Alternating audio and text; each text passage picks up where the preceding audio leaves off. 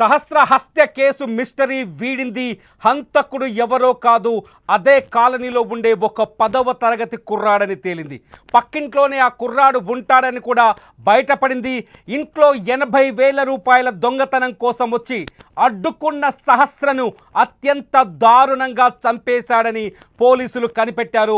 మొత్తానికి ఎవరైతే అనుమానితుడుగా ఉన్న 10వ తరగతి కుర్రాడున్నాడో అతన్ని అదుపులోకి రాత్రే తీసుకున్నారు.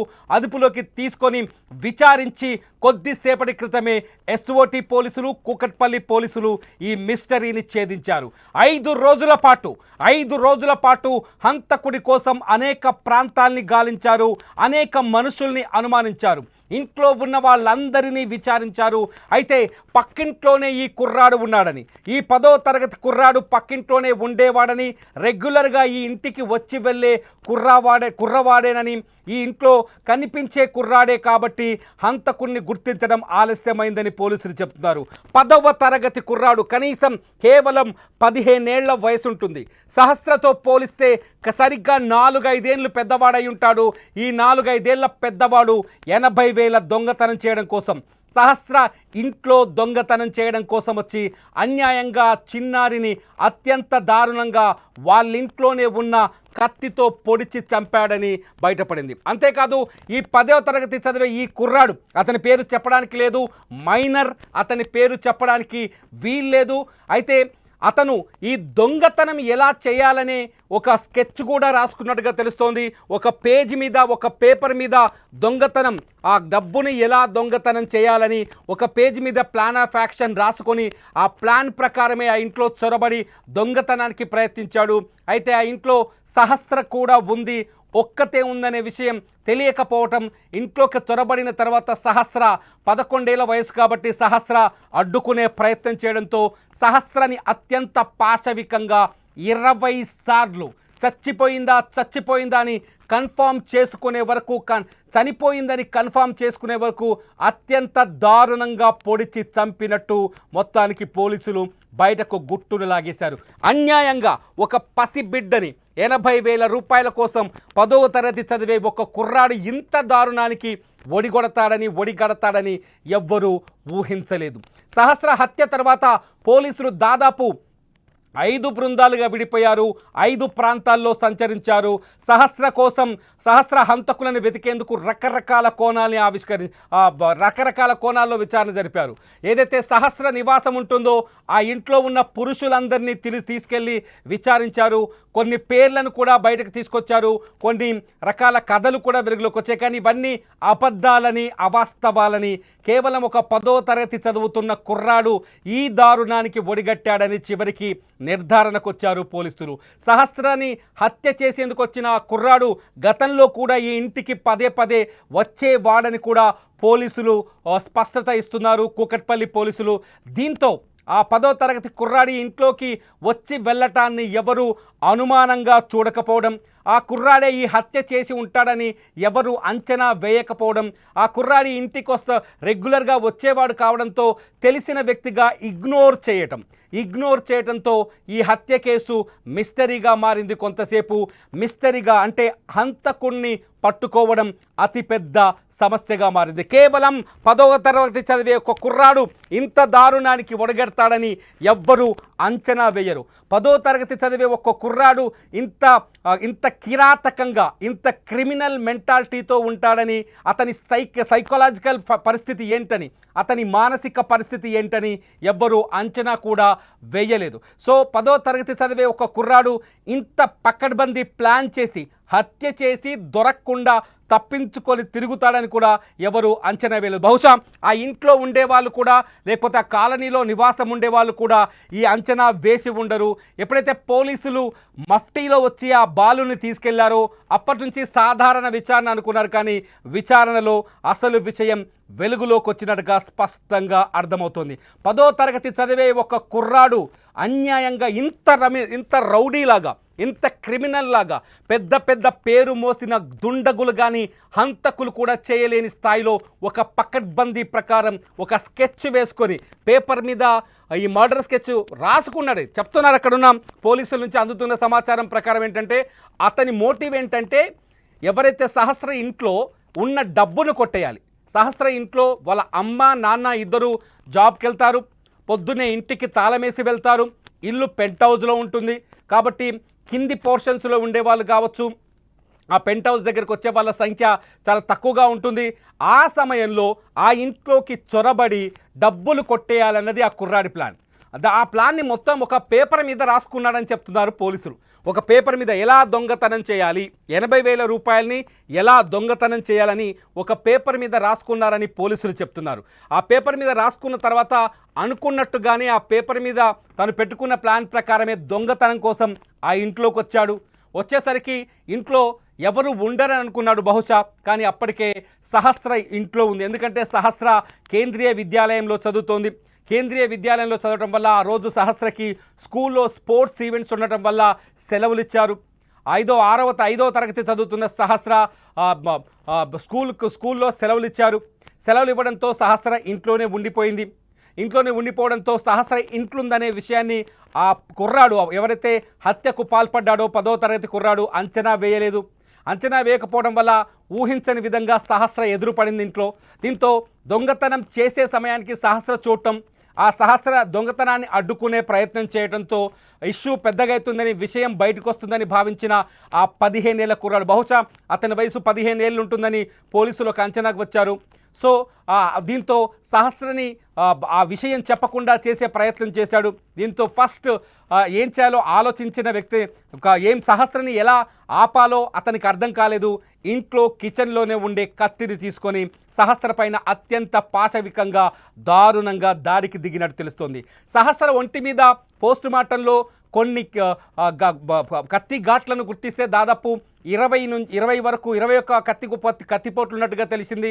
21 కేవలం మెడపైనే 14 సార్లు కత్తితో పొడిచారు. అంటే మెడ భాగంలో ఈ స్థాయిలో కత్తితో పొడవడం అంటే వీలైనంత వేగంగా సహస్ర ప్రాణం తీయాలని, ఆమె ఊపిరి తీయాలని ఒక ఆవేశంలో అత్యంత దారుణంగా ఆ అబ్బాయి హంతకుడని చెప్పాలా ఇక్కడ, లేకపోతే మైనారిటీ తీరలేదు అతను, ఆ అబ్బాయి దాడి చేస్తున్నట్టుగా తెలుస్తుంది. సహస్ర గొంతు మీద 14 సార్లు పొడిచిన తర్వాత అప్పటికీ ఆమె చనిపోలేదని, ఆ బంగారు తల్లి ప్రాణాలు పాపం విలవిలలాడి ఉంటుంది. ఆ సమయంలో ఆ బంగారు తల్లి ప్రాణాలు విడవలేదని మళ్ళీ కడుపులో పొడిచినట్టుగా తెలుస్తుంది. సహస్ర మంచం పైనే పడిపోయింది. మంచం పైనే సహస్రని కత్తితో పొడిచి ఆమె చనిపోయిందని నిర్ధారించుకున్న తర్వాతే ఆ కుర్రాడు ఆ ఇంట్లోంచి వెళ్ళిపోయినట్టుగా పోలీసుల విచారణలో బయటపడింది. అత్యంత పాశవికమైన సంఘటన ఇది. నిజంగా ఒక 10వ తరగతి చదివే కుర్రాడు ఒక క్రిమినల్ లాగా ఆలోచిస్తాడని సమాజం ఎవ్వరూ అంచనా వేయలేం. నిజంగా ఒక్క మాటలో చెప్పాలంటే అంచనాకు అంతు చిక్కని నేరాలు జరుగుతున్నాయని చెప్పడానికి మనుషుల మైండ్ సెట్, వయస్సుతో సంబంధం లేకుండా మనుషుల మైండ్ సెట్ ఏ స్థాయిలో ఉంటుందో, ఎంత క్రిమినల్గా ఆలోచిస్తున్నారో మనుషులు ఒక్కసారి ఆలోచించవచ్చు. ఎందుకు ఒక 10వ తరగతి చదివే కుర్రాడి మనసు ఈ స్థాయిలో మారిపోవడం, ఒక హత్య చేసేంత ధైర్యం అతనిలో రావడం, ఒక అన్యాయంగా ఒక బాలిక ప్రాణం బలి తీసుకునేంత ఆలోచన అతనిలో రావడానికి కారణం ఏంటన్నది ఇప్పుడు అంతు చిక్కట్లేదు. మొత్తానికి సహస్ర హత్యకు కారణం ఒక 10వ తరగతి కుర్రాడని స్పష్టంగా అర్థమవుతుంది. కొద్దిసేపటి క్రితమే కూకట్పల్లి పోలీసులు ఈ విషయాన్ని నిర్ధారించారు. హంతకుణ్ణి నిన్న సాయంత్రమే అదుపులోకి తీసుకున్నట్టుగా తెలుస్తోంది. ఆ బాలుని తీసుకెళ్లి విచారించిన తర్వాతే పూర్తి వివరాల్ని బయట పెట్టినట్టుగా తెలుస్తుంది. బాలుని నిన్న మఫ్టీలో వచ్చి పోలీసులు ఇక్కడ నుంచి తీసుకెళ్ళినట్టుగా తెలుస్తుంది. అయితే ఎప్పుడైతే ఇక్కడ విచారణ మొదలైందో, ఎప్పుడైతే ఆ బాలుని తీసుకెళ్లిన తర్వాత కొంత కాలనీలో కూడా కొంత చర్చ జరిగింది. ఏంటంటే అందరినీ వరుసగా విచారించడం, సహస్ర హంతకుడు దొరకపోవడంతో కొంత ఆందోళన చెలరేగింది కాలనీలో. నిన్న సహస్ర హంతకులు పైన ఎవరి ఇష్టం వచ్చిన వాదనలు వాళ్ళు చేయటం, కొంత ఎవరిని పడితే వాళ్ళని అనుమానించడంతో కొంత ఆందోళన కూడా కలిగింది. కానీ ఒక 10వ తరగతి కుర్రాడు నిజంగా ఒక హత్య చేయడానికి ఏదో ఒక రీజన్ ఉంటుంది. ఈ సహస్ర మర్డర్ని మనం చూస్తే 20 సార్లు కత్తితో ఆమె పైన దాడి చేయడంతో మనం అనుకున్నాం ఇది ఖచ్చితంగా కుట్రపూరితమైన మర్డర్ అయి ఉంటుందని చాలామంది ఎక్స్పెక్ట్ చేశారు. పోలీసులు అదే చెప్పారు.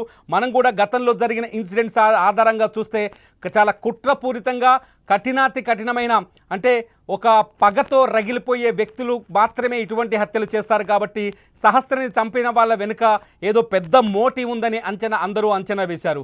సహస్రని చంపడానికి ఖచ్చితంగా పాత కక్షలో పాత పగలో అయ్యి ఉంటాయని కూడా అంచనాలు వేశారు. ఈ నేపథ్యంలోనే సహస్ర కుటుంబ సభ్యుల నుంచి కూడా వీలైనంత ఎక్కువ సమాచారాన్ని తీసుకునేందుకు పోలీసులు ప్రయత్నించారు.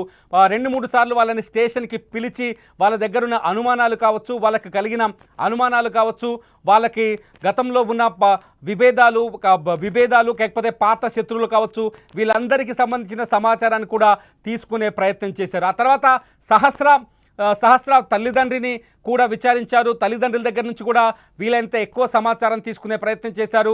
అంతేకాదు సహస్ర హత్యకు గురైన ఇల్లుంది కదా, ఆ ఇంట్లో ఉండే మనుషులని, పురుషులను కూడా తీసుకెళ్లారు.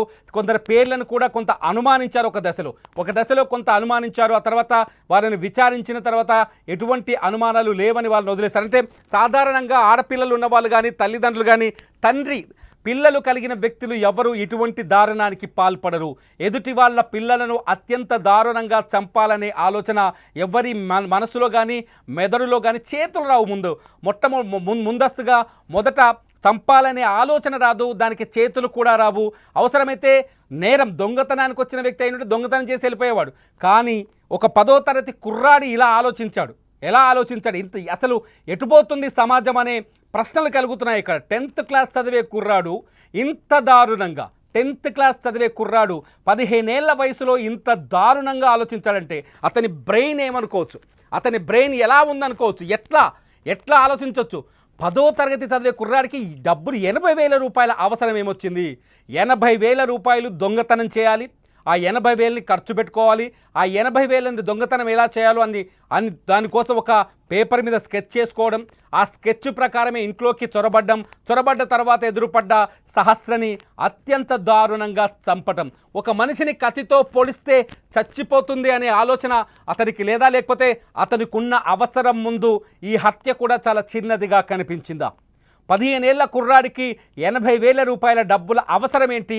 ఆ అవసరం ముందు ఈ హత్య కూడా అత్యంత చిన్నగా కనిపించింది అంటే ఆ కుర్రాడి మైండ్ సెట్ ఏ స్థాయిలో ఉందో అర్థం చేసుకోవచ్చు. ఎవరా 10వ తరగతి కుర్రాడు, ఎందుకు ఈ పాపని చంపాడు అనేది ఇంకా పోలీసులు బయటపెట్టే అవకాశం ఉంది. అతన్ని మీడియా ముందు చూపించే అవకాశాలు చాలా తక్కువగా ఉంటాయి ఈ కేసులో. ఎందుకంటే అతను మైనర్ కాబట్టి అతన్ని మీడియా ముందుకు తీసుకొచ్చే అవకాశాలు చాలా తక్కువగా ఉంటాయి. పోలీసులు నిర్ధారణ చేసిన తర్వాత నేరుగా అతన్ని కోర్టులో హాజరుపరిచే అవకాశం ఉంటుంది. అతని కోర్టులో కూడా అత్యంత సీక్రెట్గా విచారించే అవకాశం కనిపిస్తుంది. అంతేకాదు అతను ఇంత దారుణానికి ఒడిగట్టడానికి కారణాలు ఏంటనేది కూడా విచారించే అవకాశం కనిపిస్తుంది. కానీ మొత్తానికి ఆ సహస్ర తల్లిదండ్రులకు తీరని దుఃఖాన్ని మిగిల్చాడు ఆ 10వ తరగతి కుర్రాడు. సహస్రని ఎంతో అల్లారు ముద్దుగా ప్రేమగా పెంచుకున్నారు సహస్ర తల్లి రేణుక, తండ్రి కృష్ణ. వాళ్ళు ఎంతో ఇష్టంగా కష్టపడి వాళ్ళ మదర్ మాట్లాడుతుంటే మనకు అనిపిస్తుంది, నా కూతురు కోసం రూపాయి పోగేసి నేను గవర్నమెంట్ దగ్గర కొన్ని పోస్ట్ ఆఫీస్లో పాలసీలు కడుతున్నాను, నా బంగారు తల్లిని చాలా కాలికి మట్టంటకుండా పెంచాలనుకున్నాను అని ఎంతో బాధతో ఆమె చెబుతున్న మాటలు వింటుంటే కళ్ళలోంచి అసలు గుండె రగిలిపోతుంది, గుండెలోంచి దుఃఖం పొంగుకొస్తుంది. ఆ తల్లి మాటలు విన్న తర్వాత ఆ తల్లి ఆక్రందన చూడొచ్చు, సహస్ర మృతదేహాన్ని చూసి ఆ తల్లి ఏడ్చిన తీరు చూడొచ్చు.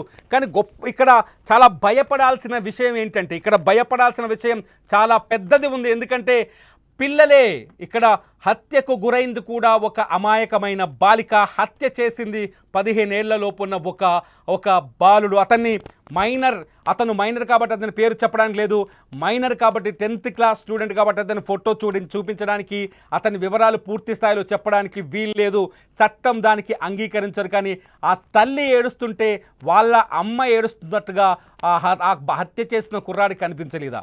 రేణుక తన కూతురు కోసం బోరున విలపిస్తుంటే ఆ బాధ ఆ హత్య చేసిన కుర్రాడికి కనిపించలేదా? వాళ్ళ అమ్మ రేణుక ఒకే వయసులో ఉండి ఉంటారు. అటు ఇటు రమారమి ఈ రేణుక ఎవరైతే ఈ సహస్ర తల్లి రేణుక ఉందో ఆ రేణుక అట్లాగే హత్య చేసినట్టుగా చెబుతున్న కుర్రాడి తల్లి ఒకే వయసులో, ఒకే స్థాయిలో, ఒకే ఏజ్లో ఉండుంటారు. ఈ అమ్మ ఎంతో ఆ అమ్మ కూడా అంతే. ఈ అమ్మకు ఎంత దుఃఖం కలుగుతుందో ఆ అమ్మకు కూడా అంతే దుఃఖం కలుగుతుంది. ఈ అమ్మ ఏడుస్తుంటే తన తల్లి ఏడ్చినట్టుగా కుర్రాడు భావించలేదా? అన్యాయంగా తనకంటే కేవలం 3-4 ఏళ్ల వయసు తక్కువ ఉన్న చిన్నారిని చంపాలన్న ఆలోచన తనకి ఎందుకు వచ్చింది? మొదటి నుంచి ఇక్కడ మనం అనుకుంటున్నాం హంతకుడు ఎక్కడో లేదు, ఆ పరిసర ప్రాంతాల్లోనే ఉంటాడని. ఎందుకంటే ఆ బిల్డింగ్లో కూడా ఉండొచ్చు అనే అంచనాలు మొదటి నుంచి ఎందుకు వచ్చాయి? ఎందుకంటే పోలీస్ జాగిలం ఆ బిల్డింగ్ని దాటి 100 మీటర్లు పరిధిని దాటి ఎక్కడికి వెళ్ళలేదు. Reason number 1. Reason number 2 police జాగిలంతో పాటు అక్కడున్న సీసీ కెమెరాల్లో కూడా ఏ హంతకుడు ఏ వ్యక్తి అనుమానాస్పదంగా కనిపించలేదు. కొంత వాళ్ళ ఫాదర్ ఉదయం చెప్పారు, కొంత సీసీ కెమెరాల్ని మరింత లోతుగా పరిశీలించాలి, ఒక వ్యక్తి గేటు లోపలికి వెళ్ళి బయటకు వస్తున్నట్టుగా అనుమానాలు కలిగాయని వాళ్ళ తండ్రి చెప్పాడు. తండ్రి చెప్పిన నేపథ్యంలో అనుమానాలు కలిగించే విధంగా కొంత విచారణ జరిపించాలన్న ఫాదర్ కోరారు సహస్ర తండ్రి.